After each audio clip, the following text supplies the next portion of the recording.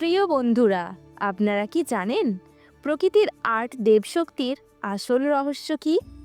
ছোটবেলায় আমরা সবাই পড়েছি আটে অষ্টবসু, কিন্তু জানেন কি এই অষ্টবসু কারা ছিলেন?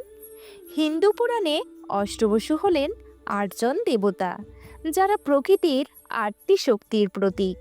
ধর অর্থাৎ পৃথিবী, স্থিরতা ও সহ্যের প্রতীক। অপ অর্থাৎ জল, জীবনদায়িনী শক্তির প্রতীক। অনল অর্থাৎ অগ্নি, শুদ্ধি ও শক্তির প্রতীক।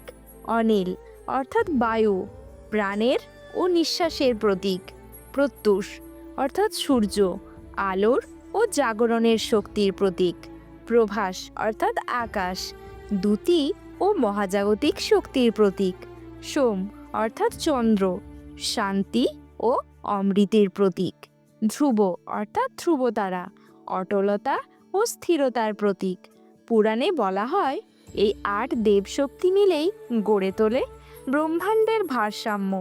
তাই আটে অষ্টবসু শুধু এক গণিতের সংখ্যা নয়, বরং প্রকৃতির শক্তির এক ঐশ্বরিক প্রতীক।